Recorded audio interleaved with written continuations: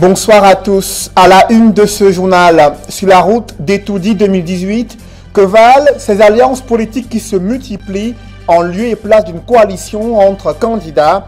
L'idée d'une candidature unique face à Paul Biya est désormais enterrée, mais ces multiples alliances, ces soutiens politiques peuvent-ils faire un effet lors de cette élection présidentielle prévue le 7 octobre 2018?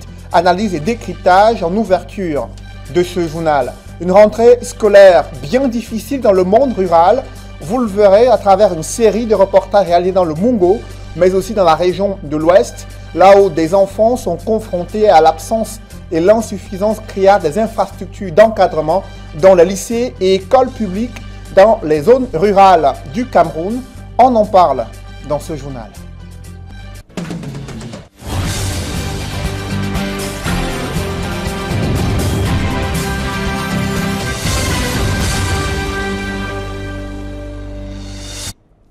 Merci de suivre cette édition complète de l'information sur Equinox Télévision.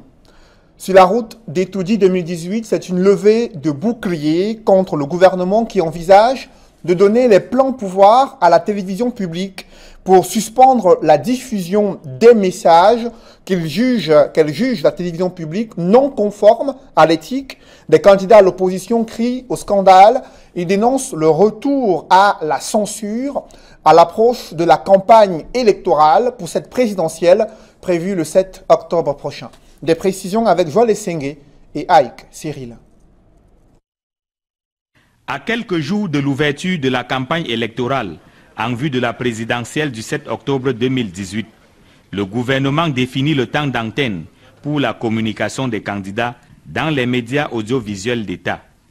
L'objet de cette rencontre est de débattre, de discuter avec les représentants des candidats pour savoir s'ils sont au courant des dispositions de la loi et de la réglementation qui régit le temps alloué à chaque candidat. J'ai donné donc lecture de cette loi par mon secrétaire général. J'ai ouvert le débat. Un certain nombre de réserves ont été émises. Ces réserves donc ont été balayées du revers de la main dès lors que nous leur avons trouvé des réponses satisfaisantes.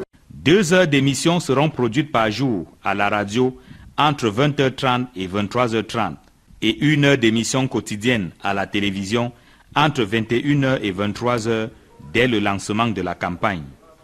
Les 9 candidats bénéficieront du même temps d'antenne, soit 13 minutes 20 secondes à la radio et 6 minutes 40 secondes à la télévision. Mais si les candidats saluent cet esprit d'équité, ils dénoncent dans le même temps la possibilité donnée au directeur général du média audiovisuel d'État de censurer les messages qu'il juge incompatibles avec la loi.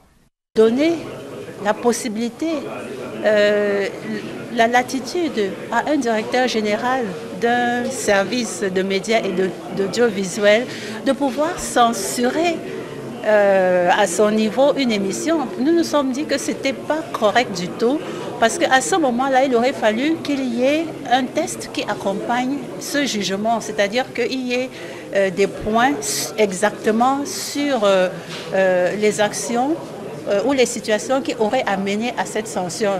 Encore faudrait-il que le DG de la CRTV soit compétent pour qualifier les infractions, pour interpréter les textes et donc forcément peut-être pour sanctionner. Nous voyons que ça nous pose un problème s'agissant de la qualification des questions telles que l'ordre public, telles que les questions en rapport avec la défense nationale et autres.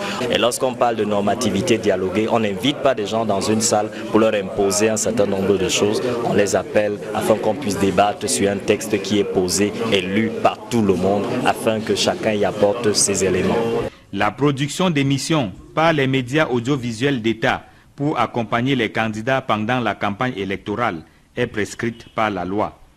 L'arrêté ministériel devant définir les temps d'antenne pour chaque candidat est en préparation au ministère de la Communication. Après un échange avec les représentants des candidats à Yaoundé, les violons ne semblent pas avoir été accordés. C'est une question qui taraude l'esprit des électeurs camerounais. L'idée d'une coalition entre candidats a-t-elle avorté? Vous l'avez peut-être observé depuis quelques jours, hein, des alliances politiques se multiplient, des candidats s'en félicitent sans que les Camerounais ne perçoivent la portée et l'influence de ces soutiens politiques sur leur capacité à remporter cette élection présidentielle. Éric Marcian-Djomo présente les acteurs de ce bal des alliances politiques au Cameroun. Reportage.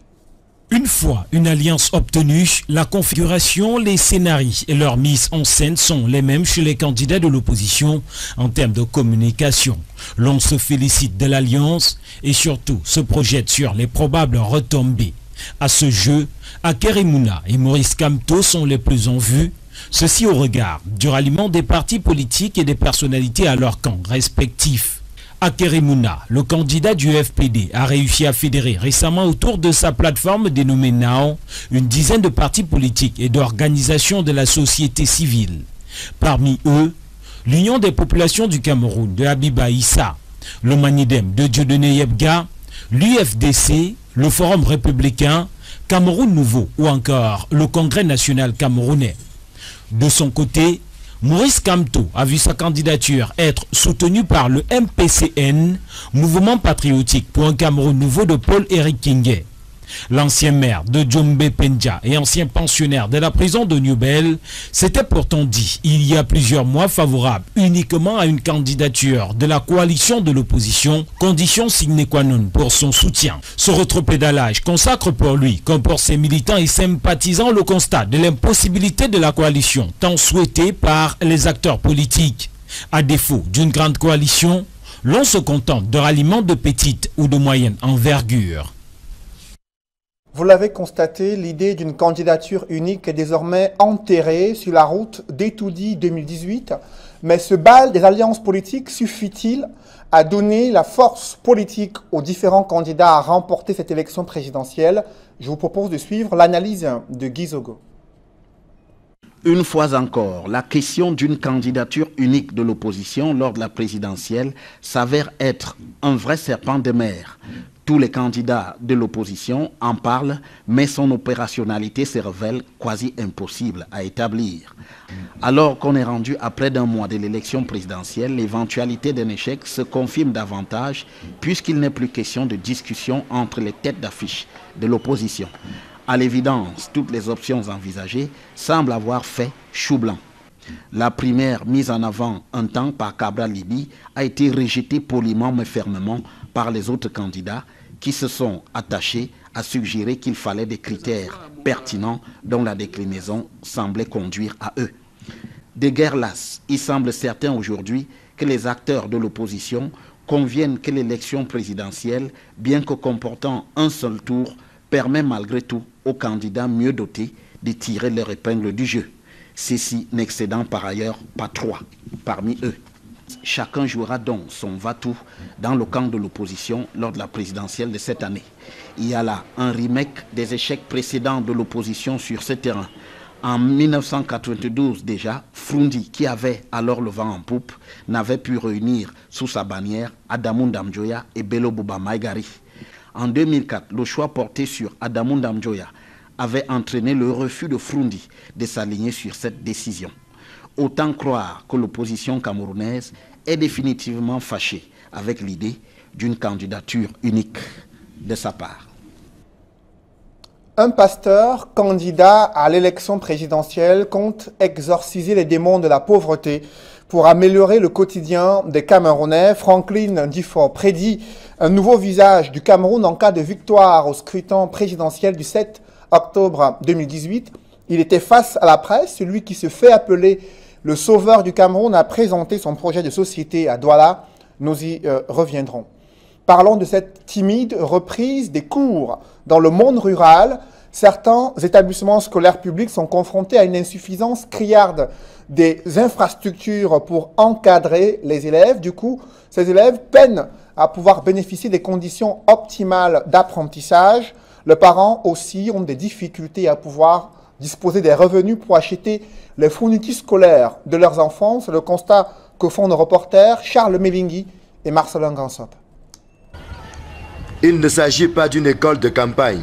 Nous sommes bel et bien à l'école publique de Mambrat 1, en Bandiok, dans le département de la Haute-Sanaga. L'école publique de Mambra présente 8 salles de classe, dont 2 en matériaux définitifs et 6 en matériaux provisoires, comme vous pouvez le voir derrière moi. Il faut le dire ici, c'est l'APE qui nous donne le plus grand soutien, si je peux le dire. Parce que ce sont les cotisations des parents qui nous permettent, de faire vivre réellement notre école. C'est donc dans ces conditions plutôt difficiles que les élèves ont repris le chemin de l'école le 3 septembre. La seule volonté des enseignants, qui ont tous répondu présents, ne suffit pas à offrir une éducation de qualité. Encore faudrait-il que le minimum soit garanti, ce qui malheureusement n'est pas encore le cas à l'école publique de Mambrat 1. Sur ce site où nous sommes, nous n'avons pas d'eau. C'est vraiment difficile. Nous n'avons pas d'aide de jeu. Informatique, nous le faisons de manière théorique parce qu'en pratique, nous n'avons rien, hormis les portables des enseignants. La nouveauté avec le nouveau curriculum qu'on doit mettre en pratique dès le 3 septembre, je ne crois pas que dans nos conditions de natte précaire, là, nous pouvons mettre en pratique tout ce qui nous est demandé par la hiérarchie. Donc, nous voulons plus de salles de classe, plus de commodité, si je peux dire. Malgré ces difficultés, les élèves ont repris le chemin de l'école, même si cela se fait à plusieurs vitesses, en raison des difficultés financières que rencontrent les parents. Je suis encore prêt, tu vois comment je suis encore marché comme ça, c'est fort en nous. Donc, je viens encore faire mon regard comme ça pour chercher l'argent. On n'a encore rien fait. Et là, vous comptez inscrire les enfants à quel moment? Même le 20 septembre, on ne sait jamais. On se rend compte que c'est comme si l'argent avait pris la clé des champs. Nous nous débrouillons dans les champs, dans des petites activités. La marchandise, même déjà qu'on va écouler, les marchés sont saturés, il n'y a pas d'argent. Et puis on se bat, on fait tous les efforts nécessaires afin que les enfants puissent aller à l'école. Nous avons commencé par les chants, les petits récits, le temps pour de les égayer, de les ramener dans l'ambiance de l'école, parce qu'avec le temps qu'ils ont mis à la maison, ils ont oublié certaines choses, donc on les réveille. Et surtout que pour les nouveaux, ceux qui entrent à la maternelle, c'est vrai que quand ils sont arrivés, il y avait beaucoup de pleurs, et parce qu'ils voyaient leurs parents rentrer, beaucoup de pleurs, mais les maîtresses arrivaient ont pu les calmer. Ainsi va la rentrée scolaire 2018-2019 en Bandiok. Une rentrée qui n'est pas du tout sucrée pour tout le monde. À peine l'année scolaire a démarré que des élèves sont déjà sanctionnés lors d'un conseil de discipline. La scène se déroule au lycée bilingue Grand Souza. Là-bas, ils ont refusé d'exécuter l'hymne national. Ambiance de rentrée scolaire dans le département du Mungo. C'est avec Jacquino Molon, Cyril Diemba et Xavier Foka. Reportage. Premier jour de classe, premier élève puni et premier conseil de discipline au lycée bilingue Grand Souza. Lors de la cérémonie de la levée des couleurs, certains élèves ont refusé d'exécuter l'hymne national. Une attitude qui a vite attiré l'attention de l'administration. La situation actuelle, elle est vraiment capitale. Elle nous permet de savoir qui est qui parmi nous. Donc il faut savoir identifier très rapidement, et ce sont des instructions de la hiérarchie. Donc tout à l'heure, nous allons voir ce qu'on peut faire de cet élève dès le départ, parce qu'il faut donner le ton. Le ton de la discipline ainsi donné vise aussi à mettre en garde et prévenir toute incursion, car l'on connaît la proximité de la localité avec les régions anglophones. À travers vous, les ambazoniens viendront détruire Grand Souza et Souza. Alors pour nous, ça ne doit pas régner ici à Grand Souza. Au lycée technique de Loum, toujours dans le Mungo, les élèves prêtent une oreille attentive au message qui leur est délivré. Ici aussi, l'aspect sécuritaire à laquelle ils sont appelés à prendre une part active est mis en avant. Vous avez un individu suspect dans la classe. Dénoncez-le afin que règne la sécurité dans notre établissement. Il devra gagner le large très rapidement. Autrement, nous allons le conduire auprès des forces de sécurité. Ici comme ailleurs, les parents n'ont pas échappé aux tracasseries imposées par le nouveau mode de paiement des frais exigibles. Le fait d'aller, les revenus, on nous donne le papier avant d'aller, on va encore à la banque verser de l'argent et rentrer dans l'Est Union pour verser la pension. Ça nous gêne. Depuis le matin, je suis là, n'aime pas manger. Et l'excès de dépenses, monter, descendre, qui paye les frais des taxis. C'est dans cette atmosphère que les élèves du Mungo ont repris le chemin de l'école pour cette année 2018-2019. Parlons à présent de la rentrée scolaire des tout-petits de la maternelle. Ce sont les pleurs qui ont rythmé leur première journée passée dans ces écoles où ils ont pour une première fois été éloignés de leurs parents. C'est un reportage signé Dallas Cana et Jean-Paul Chouniat. Sur le chemin de l'école, en ce jour de rentrée scolaire 2018-2019, des milliers d'élèves du primaire, tout en joie de retrouver l'ambiance de leur établissement, restés fermés durant 2 mois de vacances. De tous ces enfants qui franchissent le portail de cette école, les tout-petits de la maternelle sont une véritable attraction à leur premier jour de classe. À la maternelle, on doit d'abord être maternelle. On doit accueillir tous les enfants comme ses propres enfants à la maison. Si les plus anciens des petites et grandes sections dansent, chantent, récitent et ricanent à pleines dents de retrouver leurs camarades et enseignants, ce sont plutôt des fortunes diverses pour leurs cadets à leur baptême de feu sur les bancs. Adieu fait à ses parents, la petite Mathilde fonce droit vers une salle, peu importe la classe, mais elle est raccompagnée par l'enseignante. Au milieu de la cour, elle se pose bien mille et une questions sur les raisons de sa présence en ces lieux fourmillants de monde. Tout à côté, la douleur de la séparation d'avec les parents venus les accompagner fend le cœur de la plupart de ces bouts de chou, criant à tue-tête et versant des larmes à n'en plus finir. Une petite journée de deuil national nous lance au passage quelques maîtresses au four et au moulin à calmer ces âmes innocentes à leur premier pas dans une nouvelle communauté, loin des dorlotements du cocon familial. We are mothers and they are our babies. As a teacher, we receive them as our own children. We know how to flatter them, to tell them they are our friends. We tell them to wipe their tears, not to cry, and that is how we do it. Et après de longues heures de pleurs, sans moyen de retraverser le portail géant de cette enceinte aux allures de prison à leurs yeux, de toute leur force, ils croient même par télépathie sonore appeler maman au secours. Même les larmes asséchées, il faut se donner de bonnes caprices de n'en faire qu'à sa tête. Quitter les rangs et s'isoler du groupe, refuser de chanter ou danser pour faire des va-et-vient dans la cour de récréation. Petite violation bien inconsciente des dures exigences du règlement intérieur de l'école, tout encore inconnu d'eux. Après des séries de reportages d'Equinox Télévision sur le mauvais état de la route Niala-Yassa et le calvaire des populations, les travaux de réhabilitation ont enfin démarré sur cette voie qui mène sur la pénétrante est de Douala. Mais les populations préviennent déjà les pouvoirs publics sur la qualité des travaux à mener sur ce tronçon qui plusieurs fois a été réhabilité. Mais quelques mois plus tard, la situation s'est à nouveau dégradée, redoutent ainsi les populations. C'est un reportage de Equa Claude et Xavier Foka. La pouzzolane retrouvée sur cette voie au niveau de Niala entre écoles, ainsi que les camions et ce rouleau compresseur, font aisément comprendre que les travaux sont effectifs sur cette route qui, a de cela quelques jours, donnait des insomnies aux populations. Les travaux réalisés jusqu'ici ont quelque peu apaisé les souffrances des usagers. Pour le moment, ça va mieux parce que ça passe déjà à nouveau. Parce que là, pratiquement, elle était presque coupée. Ça permet qu'on repasse par ici que d'aller être une fois engorgé vers le village là-bas. Il faut encore fournir beaucoup d'efforts pour rendre la route accessible. Pour le moment, c'est pas ça quand même. Si la circulation est quelque peu rétablie, la qualité des travaux réalisés est fortement remise en question. Et pour cause, toujours pas de rigole prévue pour l'écoulement des eaux de pluie. Ça, c'est un travail qu'il faut refaire. Parce qu'on ne peut pas venir damer, prendre la terre, venir verser en route, on ne fait pas les rigoles. La première chose, d'abord, il faut faire les rigoles des deux côtés pour que l'eau puisse passer. Parce que là, dans s'il pleut 2 jours là, tout l'eau là va revenir en route. Et on aura tous les mêmes problèmes comme d'habitude. Les voitures vont encore tomber comme d'habitude. Donc, il faut que la communauté urbaine essaie de voir comment ils peuvent faire pour les rigoles. Avant même la fin des travaux, les pouvoirs publics sont interpellés. Leur laxisme avéré est le plus souvent à l'origine de la progression de la dégradation des routes. Leur promptitude à réagir éviterait assurément des conséquences. La route commence, quand il y a un petit creux, on n'arrange pas, on laisse la route, ça s'abîme complètement.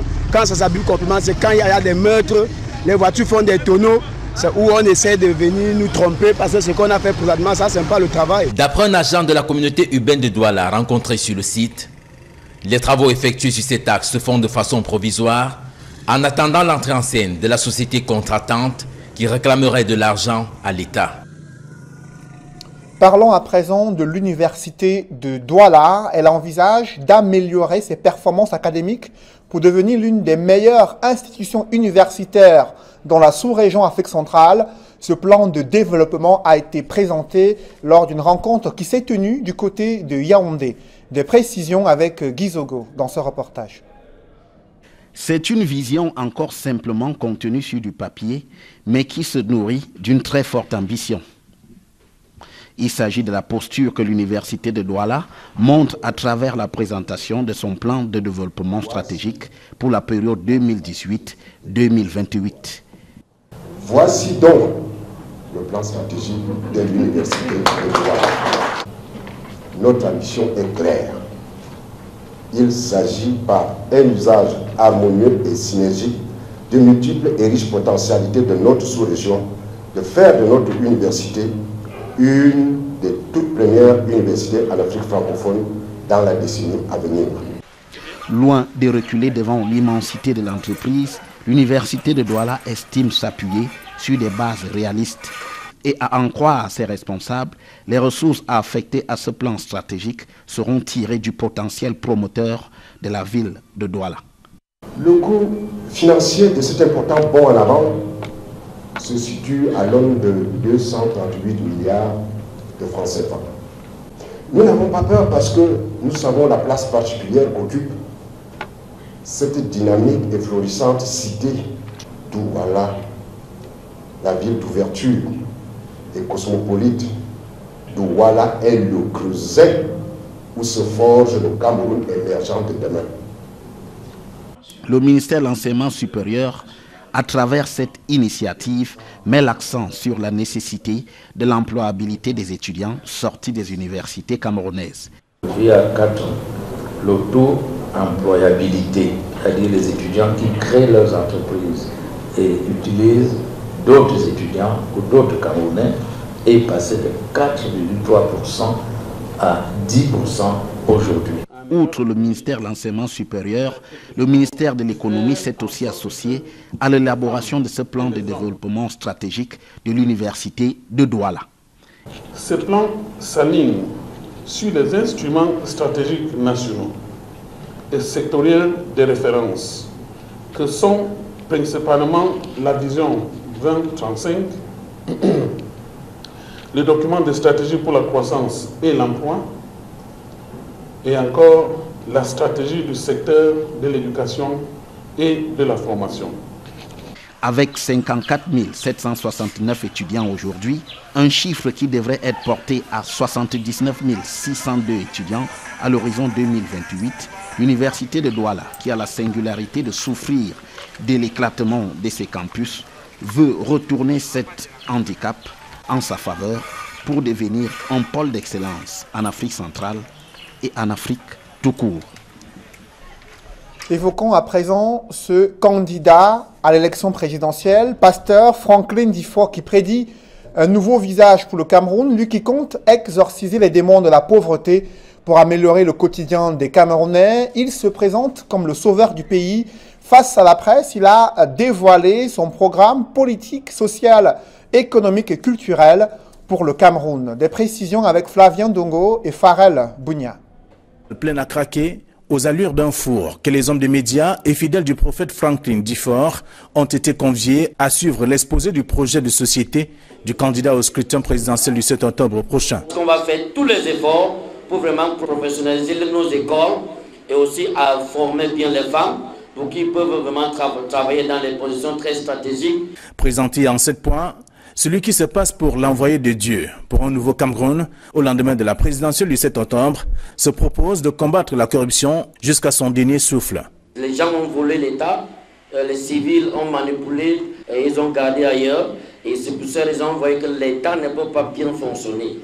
Donc on est en train de venir avec un système qui va au moins corriger et nous donner ce fonds-là. On verra ce fonds dans les caisses de l'État et on va prendre et utiliser pour développer le pays.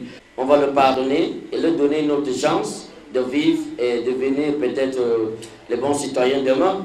Pour lui, le milieu carcéral devant accueillir les bandits à col blanc sera transformé en centre de rééducation. Et pour les prisons, on va voir comment on va aménager les prisons, on va changer le système de prison, on va donner plus d'amour à une être humaine et faire ça comme un centre de recyclage pour les êtres humains qui ont commis les erreurs là dehors. Le candidat Franklin Difford entend exorciser les démons de la division du Cameroun et les démons des crises sociales ainsi que sécuritaires qui secouent notre pays pour aboutir à un Cameroun où il fait bon vivre. La nation a vraiment besoin de quelqu'un comme moi maintenant, un homme de la vérité, un homme de lumière. Donc avec tout ça là, ça me donne vraiment beaucoup de confiance que vraiment je suis sur la bonne route. De ce fait, inutile de faire un dessin.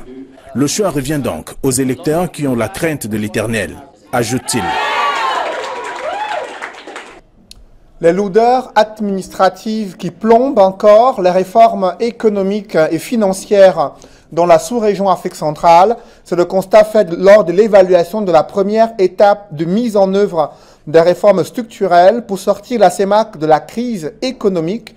Des experts de la sous-région réunis à Douala analysent et décryptent les raisons des insuffisances de la mise en œuvre de ces réformes lors d'une session ordinaire du PREF CEMAC qui se tient à Douala. À ce sujet, je vous propose d'écouter le professeur Michel Cyr Diena Wembu. Il est le secrétaire technique, secrétaire permanent du PREF CEMAC, une institution mise en place par les chefs d'État de la sous-région Afrique centrale. Quelles sont les perspectives et quel est le chemin qui reste? Parce qu'il n'y a pas de réformes clés en main. Les réformes dépendent de la situation. Je viens de vous dire que nous n'avons pas respecté 2 critères de convergence. C'est des langages comme ça que nous tenons aujourd'hui. J'aurais pu vous dire qu'on a respecté tous les critères de convergence et trouver des mots pour le dire. Mais nous sommes prêts à reconnaître les critères de convergence qui ont été respectés, ces 2, et les 2 autres qui n'ont pas été respectés. Qu'est-ce que nous allons faire pour les respecter? Les directives communautaires sur la gestion budgétaire, sur la rationalisation des finances publiques, sur la qualité de la dépense publique, est-ce qu'elles ont été respectées? Oui, dans certains cas, mais non dans d'autres. Et on doit avoir le cours. Et pourquoi? Parce que le taux de pression fiscale n'a pas toujours été respecté, parce que les organes qui luttent contre la corruption n'ont pas toujours été efficaces.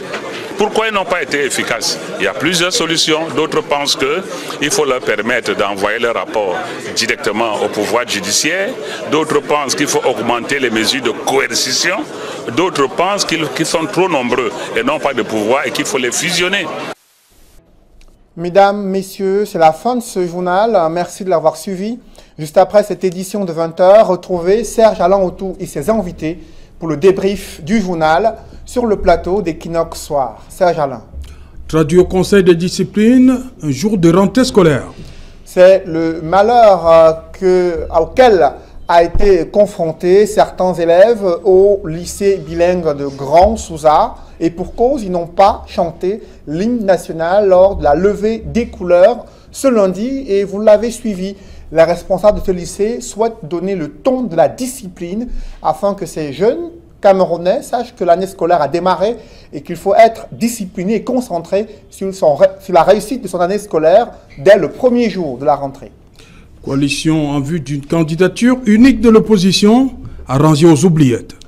Elle est pratiquement enterrée au regard de l'attitude de certains candidats qui brandissent depuis quelques jours des alliances politiques nouées avec certains leaders de certaines formations politiques, mais l'on s'interroge sur le poids et l'influence de ces soutiens sur leur capacité à remporter cette élection présidentielle, alors que les Camerounais avaient espoir d'une coalition de l'opposition.